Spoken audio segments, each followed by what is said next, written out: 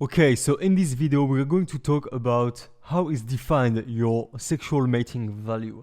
And for sake of better understanding, we are just going to call that alphaness. There is multiple definition for an alpha male. As a scientific thing, an alpha male is the leader of the group. But here we're not going to use this word in this context. We're going to talk about alpha male in the definition of just a man who has a high sexual mating value for a woman. So how is this defined? Basically, it's just about one thing, really. It's the ability to make the genes survive in time. This is the goal. This is the goal. This is what everything is about in terms of biology, in terms of the genes. This is just about the ability to make the genes survive as long as possible. So there is a need to survive for the man himself. There is a need to survive. For this, he needs to have some resources. But here is a very important distinction to make. This kind of man who has the resources, who has the ability to survive himself. This is more what we would call as a provider, the type of man who could give the security. He makes himself and the people around him capable of surviving. This type of man that we would call a provider can be very alpha as well, but this will not be enough to be alpha, because being an alpha male in this sense of the definition is not only about surviving himself. An alpha male is not only capable of surviving himself. This is more of a characteristic of a provider to be able to survive himself. What's very important to understand about what makes a man an alpha male, in terms of having some genes that have a very high probability of surviving for a long time, what is needed is that this man need to have the ability to acquire resources. So it's not about having the resources. It's not about this. It's about being able to acquire the resources. And if possible, with the least amount of resources to start with. This is what it's about, and there is a huge difference. For example, let's say you got adopted by a very rich family, and then the father dies, and now you have the legacy, and now you're a multi-billionaire. Does it make you an alpha male? Not really. It makes you a very good provider. This would be something that allows you to survive. But now imagine the case scenario where the woman, she gets a baby with this kind of man. If this man stays and gives the security, good, so the woman will stay alive. This is very likely. The baby as well, he will grow up. At some point, this father will die. The mother will die as well, of age. This kid will die as well and have kid himself. At some point, the legacy might die down. The resources, they might disappear. And at that point, what about the genes? It's the end. If they rely on the resources that they already have to survive, then this is the end for those genes. This is not enough. What we want is the opposite. We want a male who, even if he has nothing, he has no resources, he has nothing. Having resources is a very huge indicator that you have the ability to acquire them. But this is not the same, it's just an indicator. We want a male who, even if he has nothing, he is homeless. He is in the worst condition possible. He has zero. But if the woman sees, if she knows that he's got the potential, that he can acquire and build something huge.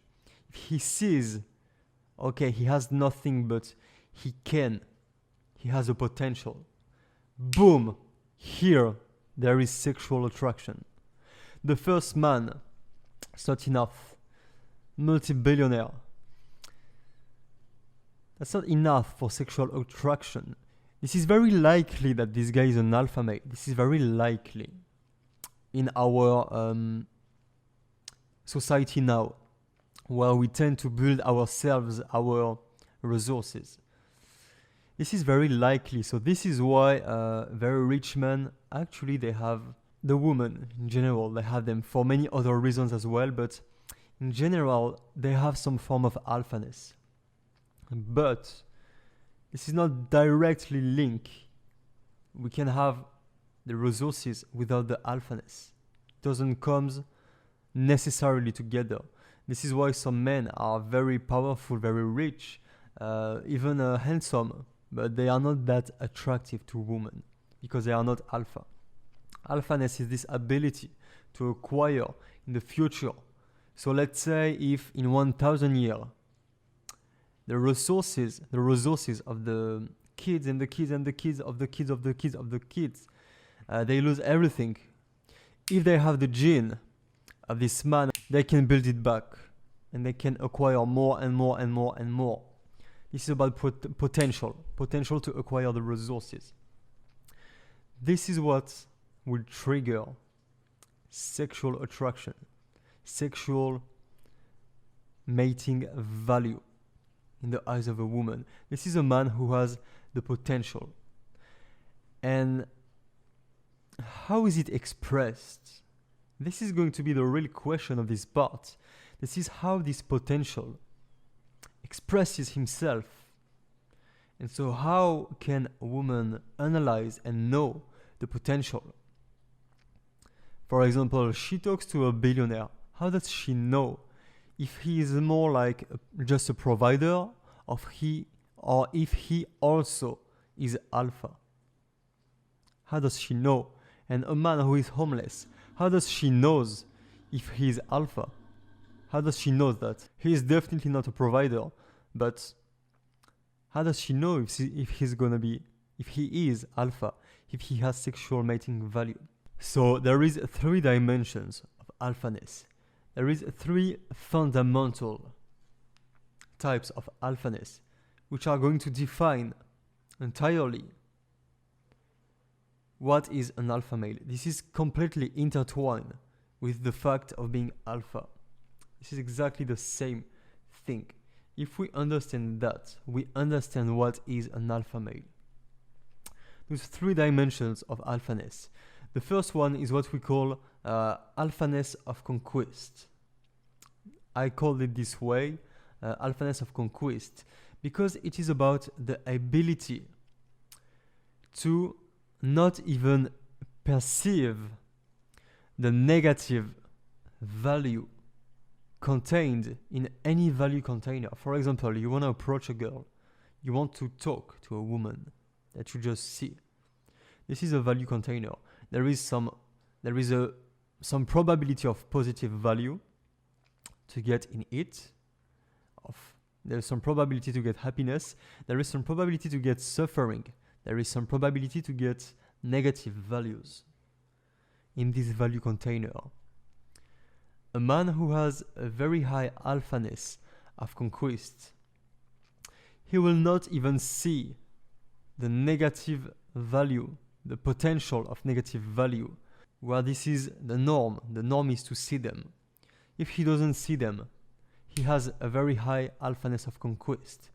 For example, in this case scenario, it will just be a man who just goes like, oh, woman, let's go talk to her, and not even think about what can go wrong. He doesn't even compute in his head. Very high alphaness of conquest. Second type of alphaness, raw alphaness. This is what I call raw alphaness. This is about seeing the negative values in the value containers. It's about seeing them. You see that there is potential negative values. but it doesn't keep you from taking action. It doesn't keep you from that. That's the difference. The first one, he doesn't see the negative values. The second one, he sees them, but it doesn't keep him from going toward the positive values. It doesn't keep him from that. He still goes for it. Third one, third type of alphaness.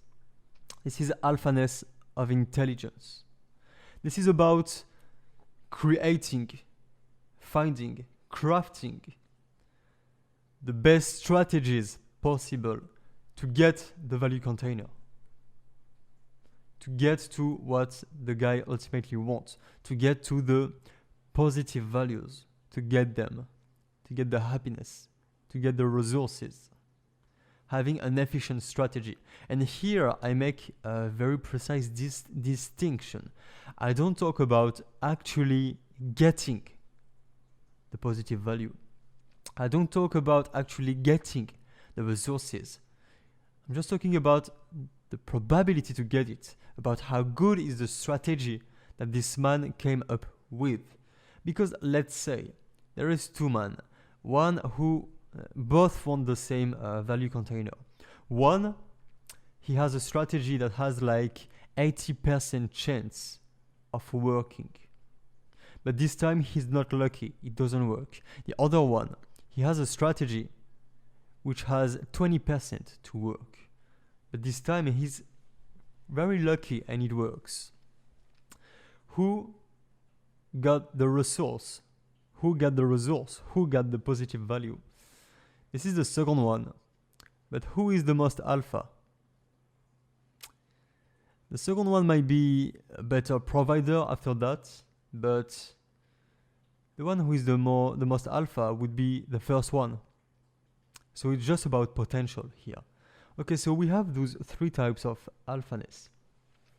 This is completely intertwined with being alpha. This defines entirely what being alpha is. So how do they see that? There is 4 ways that they see that. There is 4 ways that they can analyze this. The first one, and the one that you will be working on the most, is the behavior. It shows in the behavior. And this is going to be what we call having an alpha vibe. We will see that on the next part. This is going to be very, very important. This is going to be the basis of everything. After that, second one, there is the actual acquisition of resources, because it shows probability. It's like, okay, right, if he is actually alpha, if he actually is, how likely is it that he got positive values in his life? How likely is it? This is more likely that if you are not alpha. So in terms of probability, that's why clearly women will go more toward successful men. Because in terms of probability, this is where they will most likely find the alpha males, the men who are successful. This is a question of probability. For example, if you know that in certain places, if you go in certain places, this is where the girl who are your type are most likely to be. You will go there. So they do the same. The type of man that they are searching for, they are more likely to be successful. So this is where they will go, towards successful men. It's just a question of probability. And then she analyzes the behavior, the other things, and now she knows. But those things, those actual resources, what can they be? That can be money, social status, skills, or knowledge, acquired knowledge. Basically, that's it. Money, social status, skills, acquired knowledge. Basically, that's it. The more you have those, the more likely you are to be alpha. It's not directly linked, but it's a probability. It's like a filter. It helps to not have to analyze all the men. You just go where this is most likely, and you have the highest probability. And here come the third way. This is what we call preselection. What is preselection? This is the fact that women in the past have analyzed that you are alpha or not. That's what is preselection. This is very logical when we think about it. Why make the analysis by yourself if people have already done it in the past? No one would do it, right? So the same is true in this case.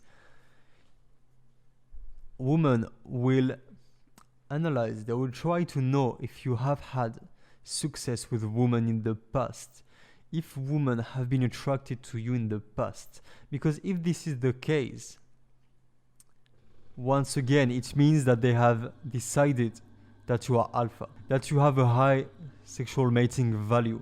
And if this is the case, then let's just take the results of their analysis and use that. So really, this is why confidence is so important. It's because it shows preselection in everything.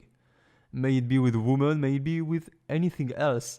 Even if you have not had success with women in the past, if you just had success in anything you do, you still are going to be confident when you try something new, such as approaching women. So confidence is key because it shows preselection. With everything, it just shows success in the past. This is why confidence is so attractive. It gives this impression that you have mastered reality, that you have mastery over reality, that you have the power to get what you want from reality, that this is easy for you. This is what it shows when you have confidence, when you look confident, when you act in a confident way. Well, this man has mastery over reality. He can influence reality. He can get what he wants out of reality. That's very alpha, right? And finally, the last one, the physical. Like basically, if you are athletic, if you are handsome, tall, if you have good health, a good style, it will show a lot of information as well. And finally, the last one, just a deep voice. Having a deep voice is very alpha. It shows a lot of things, and even deeper than being alpha, even more important, it's going to have an impact on the ability to sexualize. We're going to see that after in the escalation part. It's going to help to escalate, to have a deep voice. So there is like a double utility. This is very important. If your voice is not deep, if you have a high pitch, if you have a pitch a little bit like this, more high than deep, then this is going to be problematic. You are not standing up to your full potential when it comes to your physical attribute. You have to work on this. A very simple exercise that you can do is that every morning you take a book, you pick a timer and you put it in 3 minutes, 2 or 3 minute timer. You start it. And then for this lap of time, you read this book with the deepest voice as you can. So you will read with a very deep voice, even if it feels stupid, even if it feels like very stuck, even if it feels like something is wrong. You just do it and you try to be louder and louder as much as you can. What it's going to do is that it's going to train you to use more of the lower part of your pitch.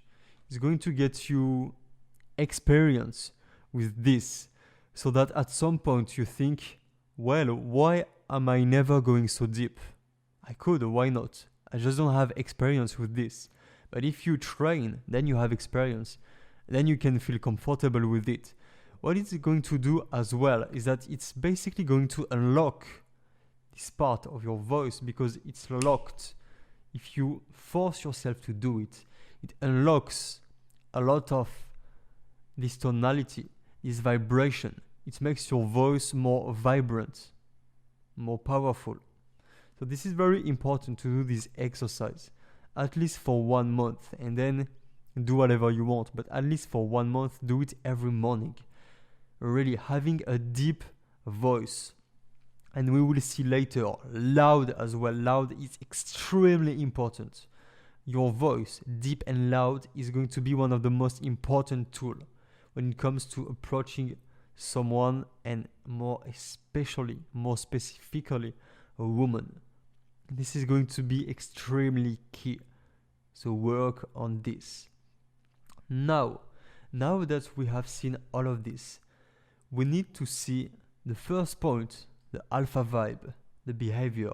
We need to talk about this. What is going to give you an alpha vibe, behavior? Basically, a vibe is just the first thing you feel about someone when you talk about someone. When you talk with someone in a fraction of a second, in a 1 second, you have a very clear picture in your head of what his life is like, of what his past must have been like, if he might have been successful or not, if he might have a lot of friends, if he might have women around him, if he might have a lot of resources, maybe he's famous or not. You have a sense of that just by watching the person, watching him move, watching him talk. In 1 second, boom, you're like, okay, I say this is more like this kind of person. You can gauge very effectively. This is what we call the vibe. And more than this is about what this person makes you feel. How you feel when you talk with this person, when you listen to the person. This is the vibe of the person. It's like a magnetic thing. Or at least we want to get this to this level where it is magnetic. So let's have an entire part dedicated to the alpha vibe. See you in the next video.